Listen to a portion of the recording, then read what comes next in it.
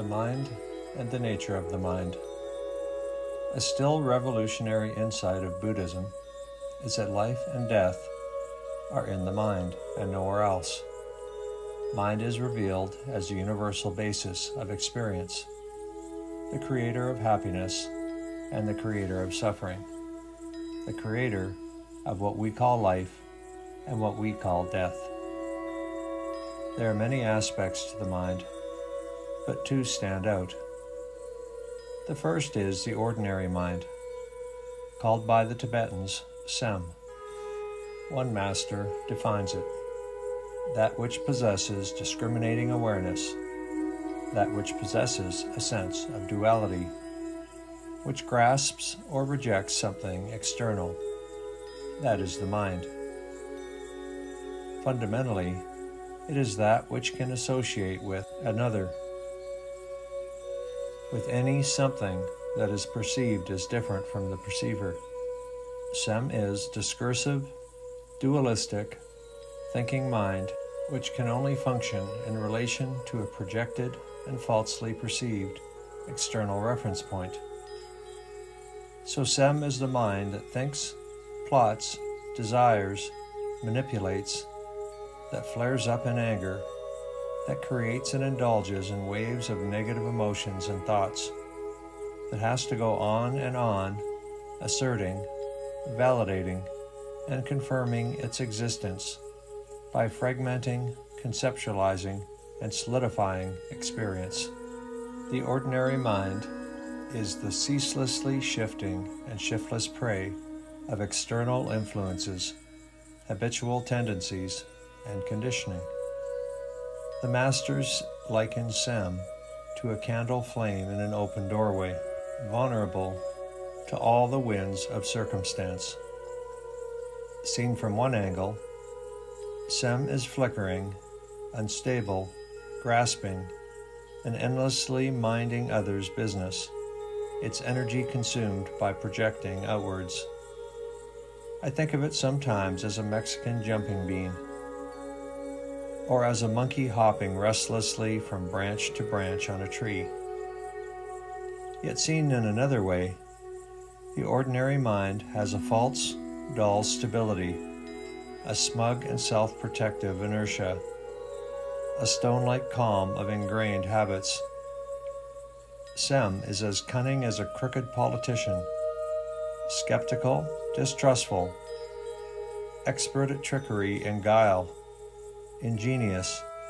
Jamyang Khyentse wrote, "In the games of deception, it is within the experience of this chaotic, confused, undisciplined, and repetitive Sem, this ordinary mind, that again and again we undergo change and death."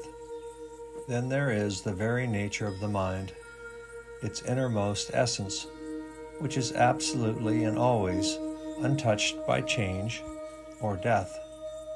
At present, it is hidden within our own mind, our Sem, enveloped and obscured by the mental scurry of our thoughts and emotions. Just as clouds can be shifted by a strong gust of wind to reveal the shining sun and wide open sky, so, under certain special circumstances, some inspiration may uncover for us glimpses of this nature of mind. These glimpses have many depths and degrees, but each of them will bring some light of understanding, meaning, and freedom. This is because the nature of the mind is the very root itself of understanding. In Tibetan, we call it Rigpa, a primordial, pure, pristine awareness that is at once intelligent, cognizant, radiant, and always awake. It could be said to be the knowledge of knowledge itself. Do not make the mistake of imagining that the nature of mind is exclusive to our mind only. It is in fact the nature of everything. It can never be said too often that to realize the nature of mind is to realize the nature of all things. saints and mystics throughout history have adorned their realizations with different names and given them different faces and interpretations. But what they all are fundamentally experiencing is the essential nature of the mind. Christians and Jews call it God. Hindus call it the Self, Shiva, Brahman and Vishnu. Sufi mystics name it the hidden essence, and Buddhists call it Buddha nature. At the heart of all religions is the certainty that there is a fundamental truth and that this life is a sacred opportunity to evolve and realize it. When we say Buddha, we naturally think of the Indian prince Gautama Siddhartha, who reached enlightenment in the 6th century BC and who taught the spiritual path followed by millions all over Asia, known today as Buddhism. Buddha, however, has a much deeper meaning. It means a person, any person, who has completely awakened from ignorance and opened his or her vast potential of wisdom.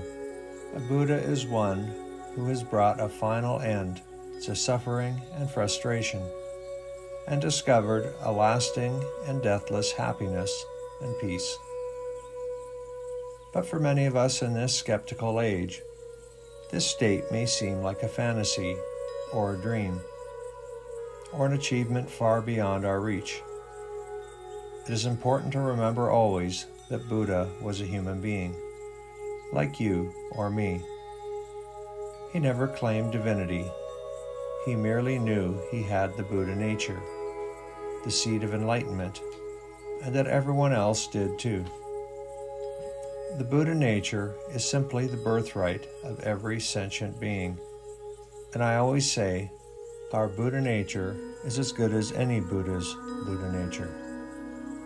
This is the good news that Buddha brought us from his enlightenment in Buddha Gaya, which many people find so inspiring.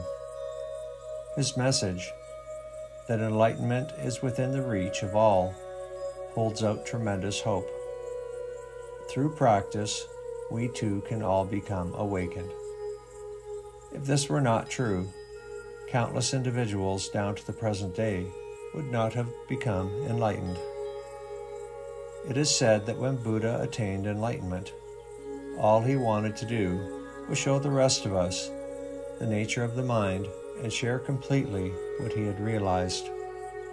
But he also saw, with the sorrow of infinite compassion, how difficult it would be for us to understand. For even though we have the same inner nature as Buddha, we have not recognized it because it is so enclosed and wrapped up in our individual, ordinary minds. Imagine an empty vase. The space inside is exactly the same as the space outside. Only the fragile walls of the vase separate one from the other. Our Buddha mind is enclosed within the walls of our ordinary mind. But when we become enlightened, it is as if the vase shatters into pieces. The space inside merges instantly into the space outside. They become one. And then we realize they were never separate or different. They were always the same.